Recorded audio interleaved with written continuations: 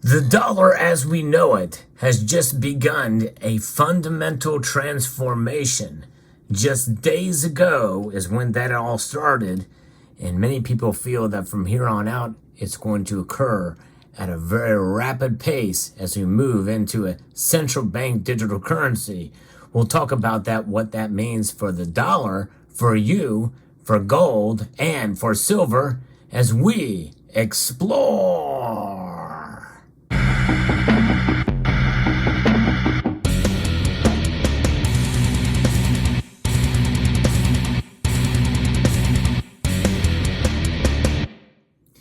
Going into the future is what we're going to talk about in this video, and this car here represents what the future could look like. From the Back to the Future movies, this is a DeLorean, and this is a dollar. And we must ground ourselves in some reality. This is not Hollywood we're talking about. We also always have to take things, for a grain of salt, and some of the things we hear, some of the fear-mongering. And some of it, by the way, I've been a part of, or I got caught up in some of the videos I've done. I want to be very careful about that, and so that you understand that, yes, indeed, things could happen at a faster pace or at a slower pace than one might think. I think that's going to be the case with the FedNow system. I actually heard just today, as I record this video, that it may take quite a long while before things can be implemented, as many people say that it will be down the road. Even if they want to, it may not be as many fear it could be. But nonetheless, I don't know that I'm necessarily buying that either. I think we have to be very careful. There's a lot of things that are happening, and things that are happening very quickly in terms of policy is concerned. And the Federal Reserve is doing something now, and they've implemented something that essentially kind of came in under the radar. Now, I've talked about it on this channel, and it has to do with the Federal Reserve note and how dollars funnel through the Federal Reserve. And they're now funneling through what's known as the FedNow service. I'm going to be referencing an article here that talks a little bit about this from Stephen Gleason. That I think is quite interesting, and how social engineering is going to be involved in what this is about. This is what we fear the most about it. Will it pave the way for digital social engineering? This payment system from the FedNow service, which many has touted as being a good thing. I've talked about that in other videos. By the way, when I talk about what is being sold, or what is being touted, essentially, some people mistake them for my comments and my thoughts. It's not the case. I'm just giving their side of the argument, and I'm providing counter arguments to it. So officials say FedNow will allow individuals and businesses to initiate instant fund transfers between banks. And this is the FedNow service. It launched a new payment system processing that is dubbed FedNow. But critics warn that FedNow could be the prelude to a central bank digital currency. Essentially, it is the rail system that the federal central bank digital currency will ride. It is the framework for it. And I believe that's the case too. I am a critic of the FedNow service, no question about it. And it threatens financial privacy and freedom. A central bank digital currency does. China already has one. Fund transfers between banks made through FedNow will settle directly in accounts at the central banks. In other words, it'll all be funneled through there. Once Fed accounts become widely adopted and used for payments, critics fear it's only one additional step to convert the dollars used in transactions into FedCoin, which is the proposed digital token to be issued directly by the central bank. And so this dollar here, by the way, will still be in existence. You'll still have it. You'll still use it. And it's going to be a long time before cash goes away under any circumstance. No one is ever saying that that's going to happen, but people are mistakenly making that connection. But cash is going to be here for a long time. Now, what could happen way down the road is they could tie a QR code or something to it that scans it so that it knows where these dollars have been. Or they could even scan the serial number or what have you. I don't know, but nonetheless, either way, that is something that we don't have to worry about for quite a while, even if a CBDC comes into play. I don't think that even China has to worry about getting rid of cash anytime soon. So this FedCoin digital token to be issued directly by the central bank To be sure, similar arguments could be used to justify a CBDC, as have been made with FedNow.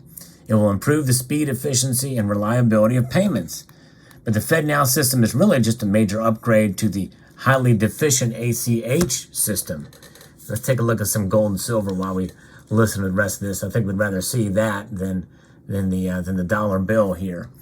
So the ACH system, and by the way, if you've ever used ACH for transactions, you know that it can be slow, especially if you're buying gold and silver. I have a ACH transaction that is pending, e-check payment right now for bullion, for gold. And so who knows when it'll clear, but hopefully it clears soon. But it takes a couple of days. It's limped along for decades and is very slow clearing time, and it has apparently lack of fraud prevention, among other problems. Concerns about FedNow appears to be overblown, and FedNow should not be conflated with totalitarian CBDC schemes. And by the way, I've never made that conflation. The only thing that I have mentioned is that it is the framework, the potential to get us closer to CBDC, not that it is conflated directly with it. Emil Fanoff of the American Institute for Economic Research writes on the risk of CBDCs.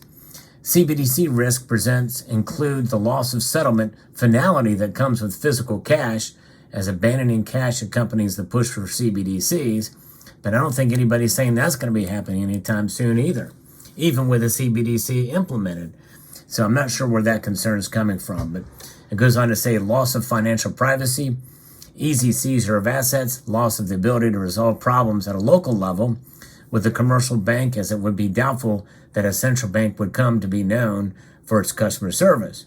Outright prohibition on spending or purchase limits with certain merchants or on certain products, and perhaps most importantly, the paradigm shift from money as an exercise of economic freedom to one of social engineering by central banks and their respective governments. That is what we fear the most, folks, and that's likely not going to happen for quite some time, by the way, which is why cash will coexist with CBDs for the foreseeable future, because they want you to get comfortable with it. They want you to love that efficiency of transactions, where you can make a payment over the weekend and it will clear literally within minutes, if not seconds, if they make it work out right.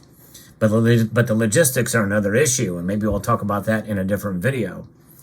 The latter could manifest itself in various ways in terms of this social engineering, including negative interest rates, the expiry of one's money with a date determined by the issuing central bank or its government. So in other words, if you don't spend this money by Christmas, it's just going to disappear. Or the direct confiscation of your money, by the way, too. Or they may reward you with money if you do a certain thing that they like. Your social credit score is higher than others. Did you invest in an environmental policy they like? Or you might get punished for buying that Hummer.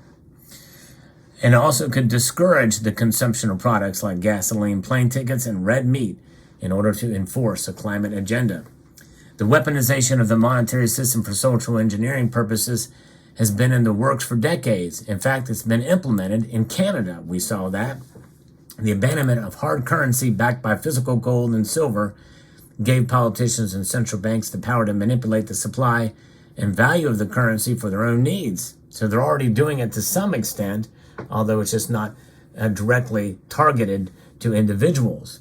Under a fiat currency system, central planners arbitrarily try to determine how much inflation or currency depreciation to inflict on the economy, therefore punishing you with a hidden tax, by the way. Under the Federal Reserve's dual mandate, central bankers are supposed to ensure price stability. Instead, they are openly flout that mandate, redefining stable prices as annual price inflation of 2%. Of course, the Fed is failing even to deliver on that objective by allowing inflation to run much hotter than 2%. Why? By quantitative easing policies, 4 times plus. Those who wish to preserve their purchasing power over time while protecting their financial privacy should beware of central bankers' new campaign to promote digital Fed accounts.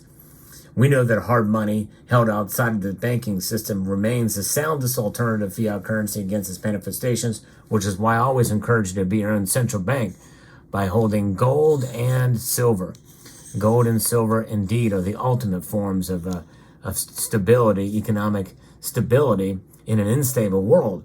Now, what's going to happen to gold and silver? How will a CBDC and FedNow affect gold and silver? Well, the immediate effect is my waiting ACH transaction right now very well could pass within a matter of minutes once the FedNow system propagates through the banking of the bullion dealer from which I bought my gold coin, which means that I could get my gold literally within days, shipped out within days, as opposed to having to wait a full week or more for the check to clear, for the e-check to clear. So that's a good thing. Or if I wanted to send money over the weekend to a family member or a friend, it could get there instantaneously. And no problems, no fees, or very little fees, much less fees, and because it'll go through the Fed's clearinghouse, known as FedNow. But you know what? I still am not a fan of FedNow because it indeed is a framework. A little bit of inconvenience I'd much rather have than the convenience of a smooth sailing system, which, by the way, I doubt logistically is going to go as smooth as they plan. Because right now it's implemented, but it's only implemented on certain financial institutions. It's going to take quite a while to go through. Is the Fed prepared to funnel all these transactions for these things to come through? I don't know. Apparently they've been planning it for a couple of years, but we'll see how it goes in the coming weeks. Will there be hiccups in the system? Likely. And will the media cover them? Unlikely. But you very well may see systems and hiccups in it yourself as you work through the system. I may see it as well too. But nonetheless, the immediate prospect for buying gold and silver might be good, although the transactions and the information that is tied to these transactions, though they may funnel through the Federal Reserve now system, they are not being saved there. In other words, the only stopgap is the financial institutions from which we work to make the purchase happen, the banks and the like. They know, but they've always known if you're buying gold, silver, that type of thing. Wherever there's a digital footprint, it's just that. It's just that when the Fed has it, with a central bank digital currency, they can control your spending or not from it. And likely, in due course, and if a central bank digital currency is fully implemented and take it to its drawn-out conclusion, its most feared conclusion, where literally cash is limited or cash is in such a manner or form that the QR code can be tied to the institution from which you buy it. If it knows it's in your hand, it traces back to you.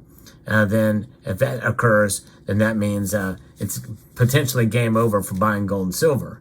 And by the way, as I just covered recently in a video, they can always tax gold and silver to discourage you from buying it. That's happened in Germany lately. And so there's that possibility as well. But regardless, gold and silver are the ultimate store of wealth. They aren't tracked. The metals themselves definitely are something that many people are waking up to, the idea of sound money. That's not going away anytime soon. So very interesting indeed. Let me know what your thoughts are in the comment section down below. And by the way, there's channel members have access to emoticons, and I've created an emoticon specifically for the FedNow service. You may see it on some of the comment section below of my channel members. It's the Fed Never emoticon there. So I hope you'll see that. Check it out in the comment section below. If you are a channel member, I want you to post the Fed Never icon below in solidarity, because none of this stuff no good can come from this in terms of our privacy and in terms of our security. Because we know you give them a little bit of power, they take a lot from us. So there you have it. I hope you found this video informative, insightful, and educational. I'd like to extend a multitude of gratitude to you all for taking the time to watch. And yes, I'm going to encourage you to please rate this video, share it, comment, and subscribe.